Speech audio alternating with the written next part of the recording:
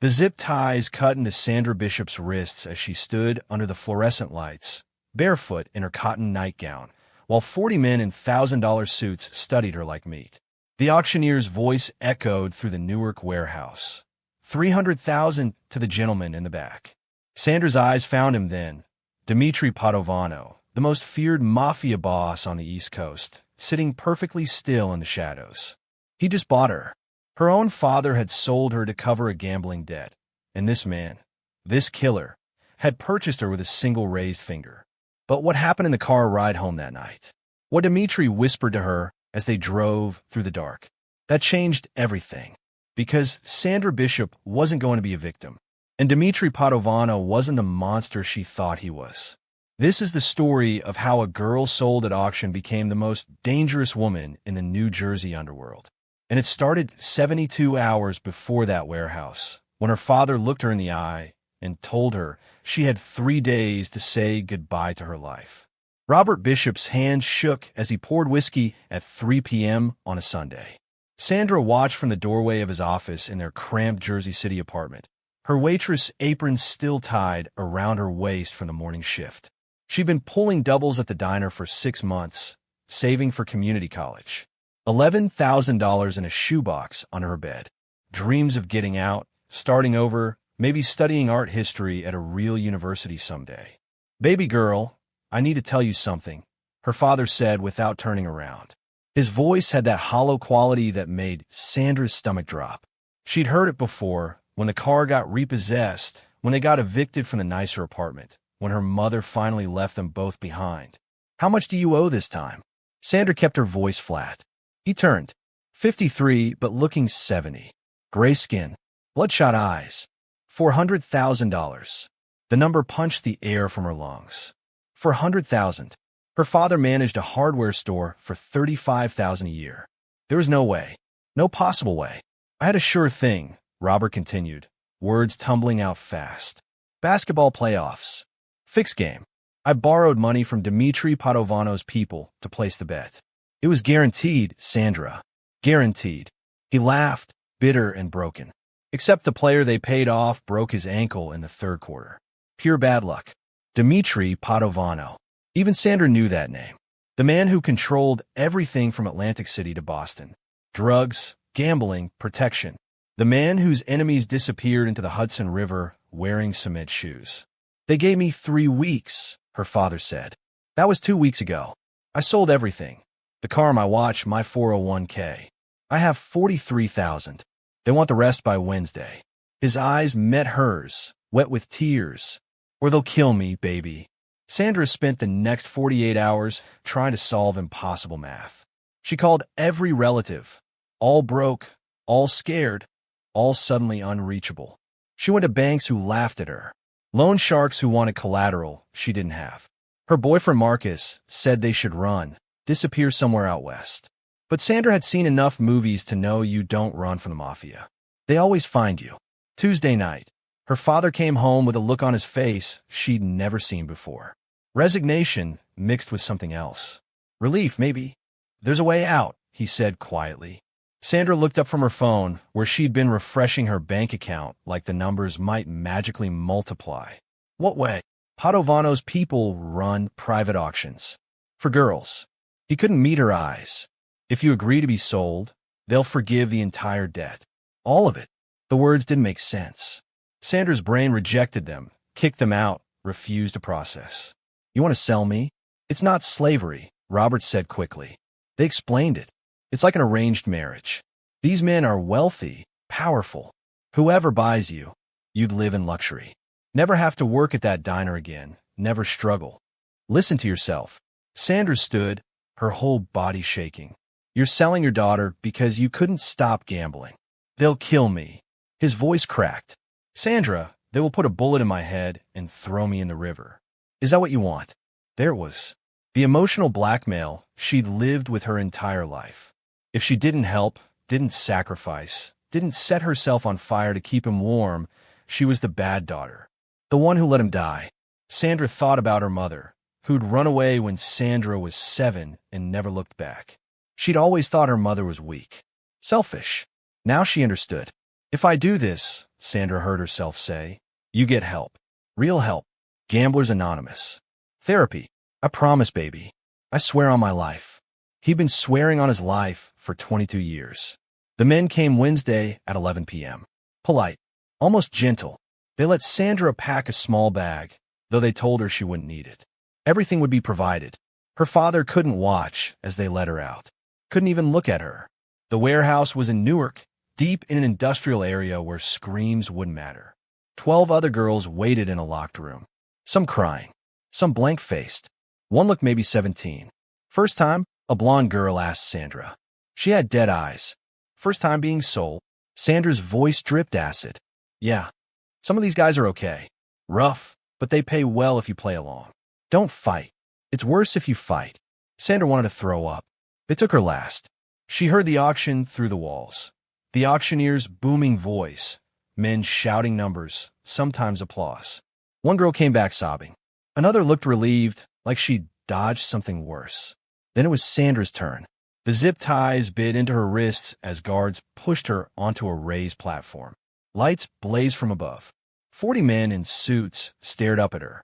The room smelled like cigars and expensive cologne and something else. Entitlement. Power. Gentlemen, our final item this evening, the auctioneer announced. 22 years old. Clean. Verified, untouched. High school educated. Comes from a cooperative family. He smiled like this was a car dealership. We'll start the bidding at $50,000. A man in the front row raised his paddle. 75. Another voice. 90. The numbers climbed. Sandra kept her eyes on the floor, trying to disappear inside herself. This wasn't happening. This couldn't be happening. 200,000, someone called out. 250, another countered. Then the room changed. The energy shifted like someone had sucked the air out. Sandra looked up. He sat in the back corner. Dmitry Padovano. Younger than she'd imagined. Maybe 35, with sharp Mediterranean features. Dark hair swept back, and eyes so dark they looked black even under the lights. He wore a charcoal suit that probably cost more than her father's debt. He wasn't bidding, wasn't moving, just watching her with an intensity that made her skin prickle. 300,000, a heavy-set man in the front shouted. Dmitry raised one finger. Just one, barely a movement. The auctioneer's voice cracked. 300,000 to Mr. Padovano. The room went completely silent. No one bid against him. No one even breathed. Going once, twice. The auctioneer swallowed hard. Sold to Mr. Padovano for $300,000. Guards unlocked Sandra's zip ties. Her wrists were raw, bleeding slightly. They walked her through the crowd of disappointed men toward Dmitry. He stood as she approached. 6'3", maybe, broad shoulders. The kind of presence that made everyone around him seem smaller. Miss Bishop. His voice was surprisingly soft. Cultured. A slight Italian accent wrapped around the words. You'll come with me now. Not a question. A statement of fact. Before Sandra tells you what happened next, what Dmitry said to her in that car, the offer he made, the life he promised, she needs to know something. Have you ever felt completely powerless? Like your life was being decided by everyone except you? She wants to hear from you. Drop a comment below with your city and state. Let her know where you're watching from. Build this community with her. And listen, Sandra knows you're hooked. She can feel it. But here's the thing. This channel survives on your support. If you're invested in her story, if you want to know what Dmitry whispered to her, what dark promise he made, you need to subscribe right now. Click that button. It takes 2 seconds, and it means everything. Also, smash that like button. Show YouTube this story matters. Show them people care about stories like Sandra's. Stories about survival. About finding power when everything's been taken from you. Because what happens next? What Dmitry Padovano offered Sandra Bishop that night. It changes everything. Now, let her tell you what happened when she got into that car. The Mercedes S-Class had leather seats softer than anything Sandra had ever touched. 2 of Dmitry's men sat in front, silent, professional, eyes on the road. Dmitry sat in back with Sandra, keeping careful distance between them. A foot of space. Maybe more. For 10 minutes, no one spoke. Sandra watched Newark turn into highway, then into areas she didn't recognize. Expensive areas. Mansion areas. Her phone was back at her father's apartment. She had no wallet, no ID, nothing but a nightgown and bare feet. Completely at this man's mercy. You're afraid. Dimitri's voice cut through the silence. Not a question, an observation. Wouldn't you be? Sandra surprised herself with how steady she sounded. Yes. He almost smiled. I would be. He reached into his jacket. Sandra flinched hard, pressing herself against the car door. But he only pulled out his phone, typed something, put it away. We're going to my home, Dimitri said.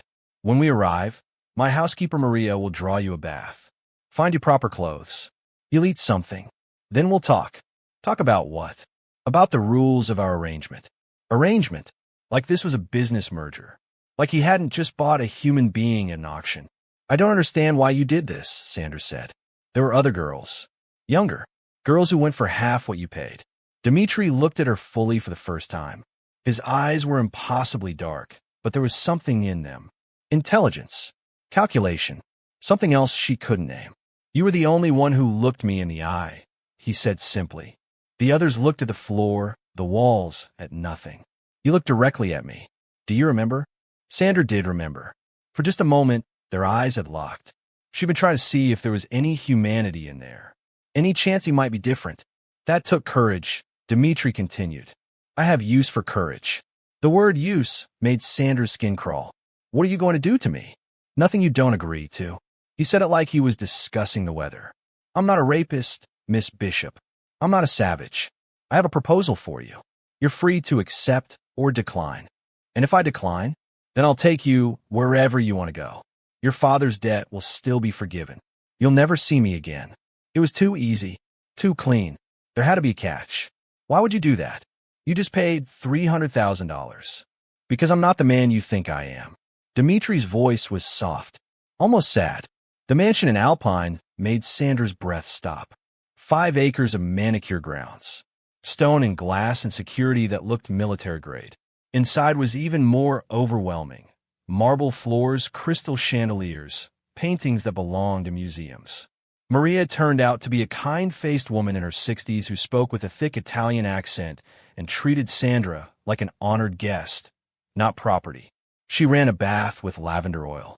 Left out clothes, expensive ones that fit perfectly. How did they know her size? After the bath, Maria brought food. Fresh pasta with tomatoes and basil. Warm bread.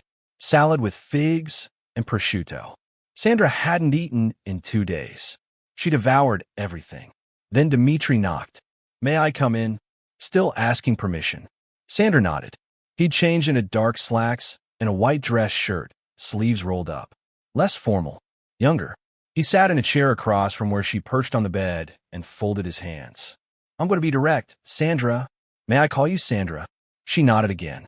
I bought you tonight because I need a wife. He held up a hand when she started to protest. Not a slave. Not a possession. A wife. A partner.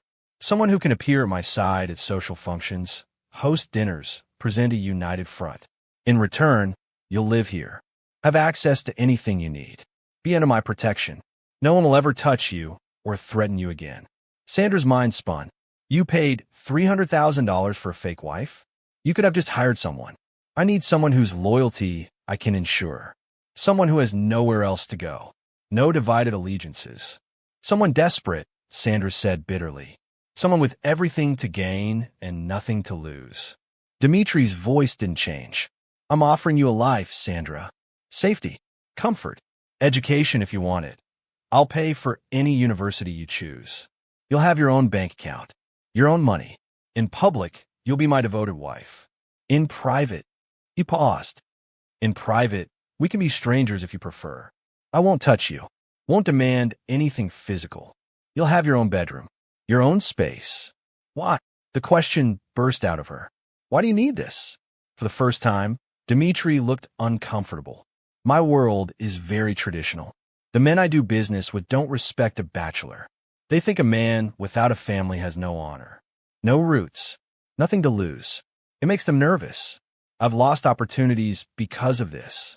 So you'll get a real wife. Fall in love. I don't have time for love. Dimitri's voice hardened. And I don't trust it. Love makes people stupid, vulnerable. This What I'm offering is honest. Clean. We both know exactly what we're getting. Sandra thought about her father, who supposedly loved her, selling her to save his own skin. Maybe Dmitri was right. Maybe honesty was better. What if I want to leave someday? She asked. After 1 year, if you're unhappy, I'll give you $1 million. You could go anywhere in the world. After 2 years, 2 million. After 5 years, 5 million in this house. He gestured around them. I'll sign it in a contract. Legal and binding. It was insane. All of it. But what was her alternative? I need time to think, Sandra said. You have until morning. Dmitri stood. Tomorrow I have a business dinner. Important people. If you agree, you'll attend as my fiancé. We'll announce our engagement. The wedding will be in 3 months. 3 months. I told you. I don't have time to waste. He moved toward the door. Maria will show you to your bedroom. It locks from the inside. You're safe here, Sandra. I promise you that. After he left, Sandra lay in a bed softer than clouds and tried to process everything. This man, this criminal, this mafia boss, was offering her an escape. From her father. From poverty. From everything. But what cost? She thought about the way he'd asked permission to enter. The way he'd promised she was safe. The tired look in his eyes when he said he didn't trust love. Maybe he was lying. Maybe the horror would start later. Or maybe, just maybe, they were both trapped in different cages looking for a way out. Sandra didn't sleep. At 6 a.m., Maria knocked softly. Breakfast? At 7 a.m., Sandra found Dmitri in his office, already working. I'll do it, she said from the doorway. He looked up. You're sure? I want in writing. Everything you promised. And I want my own lawyer to review it. Done. I'll have my attorney draft something today. He studied her face. You won't regret this. I already regret everything about my life, Sandra said honestly. But at least this way, I'll regret it in comfort. For the first time, Dmitri Padovano actually smiled. It transformed his face, made him look almost boyish. That's the spirit, he said. The business dinner that night was at an exclusive Manhattan restaurant where there was no menu and the chef just brought you things. Sandra wore a black Valentino dress that Maria had somehow procured in her exact size. It probably cost more than Sandra used to make in 6 months. In the car, Dmitri coached her. We've been secretly dating for 4 months. We kept it quiet because of my position. You're a graduate student at Columbia studying art history. I've never been to Columbia.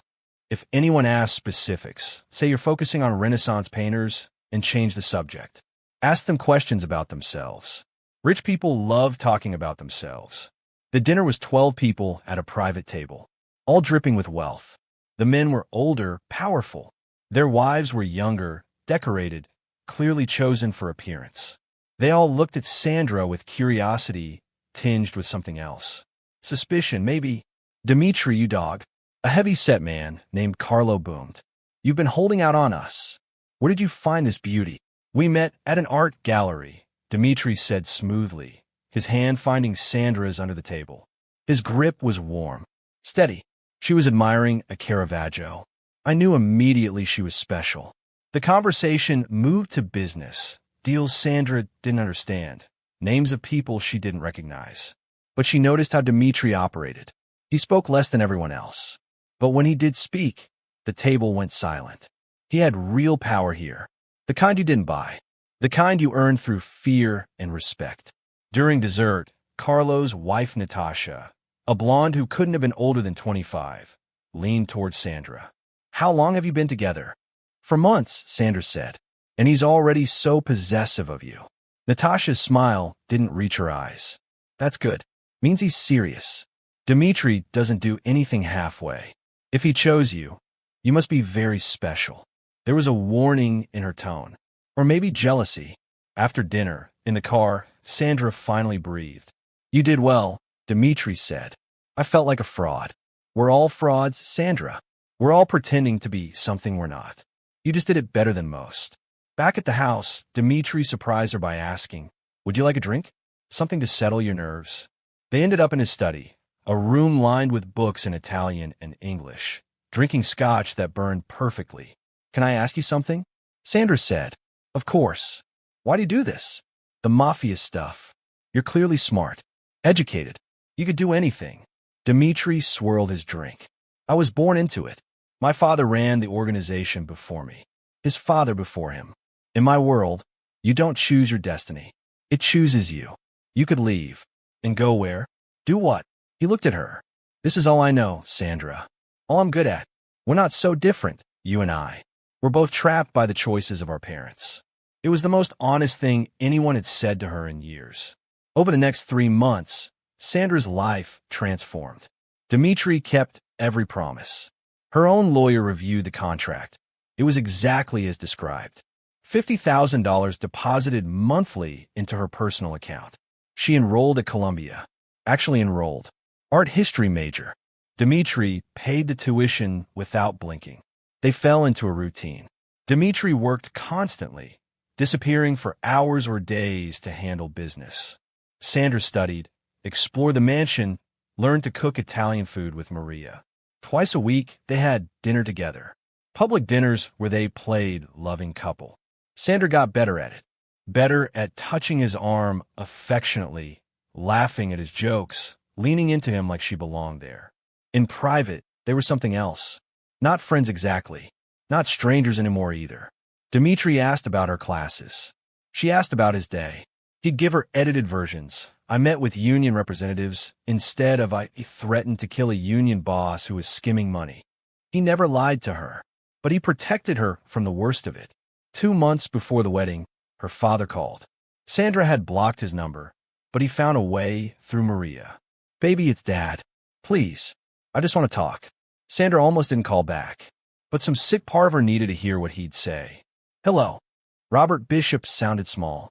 Sober, for once. It's me, Sandra said coldly. Oh, thank God. Sandra, baby, I've been so worried. Are you okay? Is he treating you right? You don't get to ask me that. You sold me, Dad. I know, and I hate myself every single day. But I had no choice. They would have killed me. You had a choice, Sandra said. You could have stopped gambling years ago. You could have gotten help. You could have protected me instead of yourself. Silence. Then, I'm in Gamblers Anonymous now. 3 weeks sober from betting. I'm really trying, Sandra. Good for you.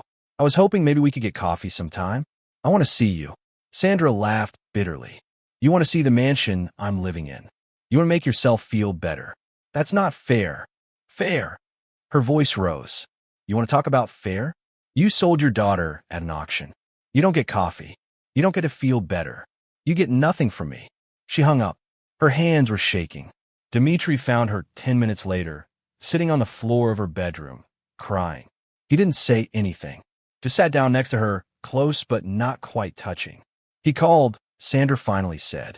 Your father. You want coffee. Want to see if I'm okay. She laughed through her tears. Like he cares. Perhaps he does, Dmitri said quietly.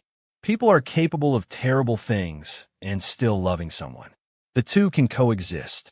Did your father love you? Sandra asked. Dmitri was quiet for a long time. In his way, he beat me when I failed, praised me when I succeeded, taught me to be hard, never show weakness. He died of a heart attack when I was 23. I inherited everything. The business, the responsibilities, the enemies. I never got to ask him if he loved me. He paused. I think not knowing is worse than knowing he didn't. Sandra turned to look at him. I'm sorry. Don't be. I'm not. But his eyes said otherwise. The wedding happened on a Saturday in June at a Manhattan cathedral. 300 guests, mostly Dimitri's associates and their families. Sandra wore Vera Wang, $80,000 of white silk and lace. She felt like a princess and a prisoner at the same time. Her father wasn't invited. Sandra had no one there who actually knew her. It should have been the happiest day of her life. Instead, it felt like the strangest. Dmitri looked impossibly handsome in his tuxedo. When the priest said, "You may kiss the bride," he leaned in and whispered, "Is this okay?" Sandra nodded. He kissed her. Soft, brief, appropriate for the audience. It was her first kiss in 6 months. The reception was at the mansion. 10-piece orchestra. Champagne at $1,000 a bottle. A cake the size of a small car. Sandra danced with Dmitri for the required first dance. He was surprisingly graceful. You never told me you could dance, she said. There's a lot I haven't told you. His hand was warm on her waist. We have time. After the wedding, life continued mostly as before. Separate bedrooms, polite distance, public affection, private indifference. Except it was getting harder to maintain that distance. Sandra found herself looking forward to their dinners, laughing at Dimitri's dry humor, noticing things about him. The way he rolled his sleeves when he was thinking, the way he made sure she had coffee before speaking to her in the morning, the way he really listened when she talked about her classes. 4 months into the marriage, someone tried to kill Dimitri. Sandra woke at 3 a.m. to gunshots. Actual gunshots, sharp and angry, like fireworks, but deadlier. She ran to her window. Men in black surrounded the house. Dimitri's security team was engaged in a firefight with intruders. Maria burst into Sandra's room. Safe room. Now, what about Dimitri? He's handling it. Come on. The safe room was in the basement, behind a false wall in the wine cellar, stocked with food, water, weapons, communication equipment. Sandra and Maria huddled inside while above them, men fought and died. 20 minutes. Then silence. Sandra's phone buzzed. Text from Dimitri. Asterisk, it's over. You're safe. Stay in the safe room until I come get you. Asterisk. An hour later, he opened the door. Covered in blood. His shirt soaked, his face splattered. Sandra gasped. I'm fine, he said quickly. It's not my blood. But his hands were shaking. Are you sure? I'm fine. His voice was harder now. Controlled. You can come out. The threat's been eliminated. Sandra followed him upstairs. 3 bodies on the lawn, covered with sheets. Dimitri's men were cleaning up, efficient and silent, like they'd done this 1,000 times. In the kitchen, Dimitri poured straight vodka. Downed it. Who were they? Sandra asked. Russians. Trying to make a move on my territory. He poured another drink. They knew about you. That's why they came tonight. They were going to take you. Use you as leverage. The words hit like ice water. Because of me? You could have died because of me. No. Dimitri set down his glass and looked at her. Really looked at her. They would have tried this regardless. You being here changes nothing except now I have more reason to kill them all. More reason. Before it was business. His voice was soft. Dangerous. Now it's personal. They threatened my wife. The way he said my wife, it didn't sound like the contract anymore. It sounded real. Possessive. Protective. Something shifted that night. Dimitri stationed more guards. Hired a personal bodyguard for Sandra, a terrifying woman named Katia who was 6 feet tall with arms like a boxer. He insisted Sandra learn self-defense. He taught her himself. That's how they started spending real time together. In the gym in the basement, Dimitri showed her how to throw a punch, go for the eyes and throat, use an attacker's weight against them. Again, he'd say, holding the training pad while she hit it. Harder. Like you mean it. Like I'm the man who bought you at that auction. You were the man who bought me, Sandra said. But she was smiling. Then pretend I'm someone you hate more. They'd end up laughing, sweaty, sitting on the gym floor, drinking water and talking. Dimitri told her about growing up in his father's world, about being 12 and watching his first execution, about the nightmares he still had. Sandra told him about her mother leaving, about raising herself while her father gambled, about Marcus, her ex-boyfriend who disappeared the moment things got hard. I would have disappeared too, Sandra admitted, if I'd had anywhere to go. You're stronger than you think, Dimitri said. You've survived things that would break most people. I'm surviving this. Sandra gestured between them. This weird marriage that's not a marriage. What would you call it? Dimitri's voice was quiet. I don't know. A partnership? A transaction? Is that all it is to you? His eyes held hers. A transaction. Sandra looked at him. At this complicated, dangerous, surprisingly gentle man who'd become the most important person in her life. No, she admitted. It's not. Dimitri reached out, tucked a strand of hair behind her ear. His fingers lingered on her cheek. Good, he said softly, because it stopped being a transaction for me about 3 months ago.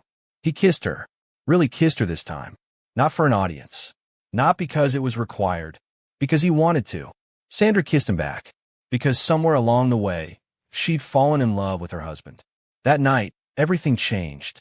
Dimitri asked, "Can I stay?" and Sandra said yes. They made love in her bedroom, slowly, carefully, like they were both afraid of breaking something precious. Afterward, Dmitri held her and said, "I need to tell you something." Sandra's heart sank. Here it comes. The catch. The truth. "I didn't buy you at random," he said. "I knew who you were before the auction. I've been watching your father for months because he owed me money. I saw you waitressing at that diner. Saw how hard you worked. How kind you were to customers even when they were rude. How you'd slip extra fries to the homeless guy who came in every Thursday." Sandra froze. "You were watching me? I was trying to figure out how to approach you, how to offer you a way out without terrifying you." Dimitri's voice was quiet. "Then your father came to me, begging for more time. He offered you himself, said you'd do anything to save him. And I realized this was my chance." "Your chance for what?" "To save you." Dimitri sat up, looking at her seriously. "From him. From that life. I could have just paid off his debt and walked away. But I wanted you safe. Wanted you with me. So I made the auction happen. Made sure I'd win." Sandra didn't know whether to be furious or touched. "You manipulated everything." "Yes. You let me think I had no choice." "You didn't. Your father had already sold you. I just made sure the right person bought you." He paused. "I know it's twisted. I know it's wrong. But I'd do it again, Sandra. Because you're here. You're safe. You're mine. I'm not property, Dmitri. No." His voice was fierce. "You're my wife. My partner. The only person in the world I trust completely. And if that started with a lie, I'm sorry. But I'm not sorry for where we ended up." Sandra should have been angry. Should have felt manipulated, used. But instead, she felt chosen. For the first time in her life, someone had chosen her. Not because they had to, because they wanted her. "Say something," Dmitri said quietly. Sandra kissed him. "You're an arrogant, manipulative bastard. I know, and I love you anyway." She hadn't planned to say it. The words just came out. But they were true. Dimitri's face transformed. He looked younger, vulnerable, almost disbelieving. "You love me, unfortunately." "Say it again." "I love you, Dmitri Padovano." He kissed her again. Desperate, grateful, real. They stayed up all night talking. About everything. The future. Children, maybe. Growing old together. Dmitri promised to step back from the most dangerous parts of his business. Sandra promised to stop being afraid of what they were becoming. As the sun came up, Dmitri said, "I need to tell you one more thing." "Should I be worried?" "Your father. He's been calling my people, asking for money. Says you owe him for raising you." Sandra's blood went cold. "Are you serious?" "He's claiming he deserves compensation for his sacrifice. Want $100,000. The audacity, the sheer nerve." "What did you tell him?" Sandra asked. "I told him I'd think about it. But I wanted to ask you first. What do you want me to do?" Sandra thought about her father, about the years of disappointment, the broken promises, the final betrayal. She thought about the 12-year-old girl who'd raised herself, the 22-year-old sold at an auction, the woman she was now, strong, educated, loved. "Tell him he gets nothing," Sandra said firmly. "Tell him if he contacts us again, he'll regret it. Tell him I'm done." Dmitri smiled. "Consider it done." 3 weeks later, Robert Bishop showed up at the mansion. Drunk, angry, demanding to see Sandra. Dimitri's security stopped him at the gate, but Sandra saw him on the cameras. Saw him ranting about ungrateful daughters and how he'd made her who she was. Dmitri stood next to her, watching. Say the word, and he's gone. Permanently. "No killing my father," Sandra said. "But I want to talk to him. Face to face. One last time." They brought Robert to the house. He looked terrible, unwashed, shaking, clearly drunk. He stared at the mansion with awe and resentment. Sandra met him in the foyer. Dmitri stood behind her. Silent support. "Dad." Sandra. Her father's eyes filled with tears. "Look at you, living like a queen. You forgot where you came from." "I didn't forget. I just stopped caring. I raised you." "No." Sandra's voice was steel. "I raised myself while you gambled away every dollar we had. You want credit for what exactly? Not abandoning me completely. I made mistakes, but I loved you. You sold me." Sandra's voice cracked. "You looked me in the eye and sold me to strangers to cover your gambling debt. That's not love. That's cowardice. I had no choice." There's always a choice. You chose yourself. You always chose yourself. She took a breath. I'm giving you one chance. One. Go to rehab. Real rehab. 90 days. I'll pay for it. Get sober. Get therapy. Actually fix yourself. Do that, and maybe we can talk again in a year. And if I don't, Robert asked defiantly, then you're dead to me. Completely. Sandra's voice didn't waver. I'll never see you again. Never speak to you again. You'll have no daughter. Her father stared at her. You've changed. He changed you. He pointed at Dimitri. No, Dad. I changed me. He just gave me the space to do it. Robert Bishop left without agreeing to anything. Sandra never saw him again. She heard, months later, that he died in a drunk driving accident. Crashed his car into a tree at 3 in the morning. She didn't cry. She'd done all her crying years ago. At his funeral, which she attended out of obligation, the priest talked about Robert as a devoted father, a man who'd struggled but loved deeply. Sandra said nothing. Let them believe their lies. Dimitri held her hand through the whole service. Afterward, driving away from the cemetery, Sandra said, I don't feel anything. Should I feel something? You feel what you feel, Dimitri said. There's no right way to grieve someone who hurt you. I think I'm relieved. Sandra admitted. Is that terrible? No, it's honest. 1 year after their wedding, Sandra graduated from Columbia with honors. Dimitri threw her a party bigger than their wedding. She'd made real friends at school. People who knew her as Sandra the art history student, not Sandra the Mafia wife. She'd built a life. 2 years in, Dimitri proposed for real. Got down on one knee in their bedroom. Their bedroom now, they'd finally moved into the same room, with a ring that cost more than most houses. We're already married, Sandra laughed. That was a contract, Dimitri said. This is a choice. Will you choose me, Sandra? For real this time? She said yes. They had a small ceremony. Just them and Maria and a few close friends. No spectacle. No performance. Just two people who'd found each other in the strangest way and decided to stay. 5 years after that first auction, Sandra woke up in Dimitri's arms and realized she was happy. Genuinely, impossibly happy. Dimitri had stepped back from the violent parts of his business, letting trusted people handle things. He still worked constantly, but he came home for dinner every night.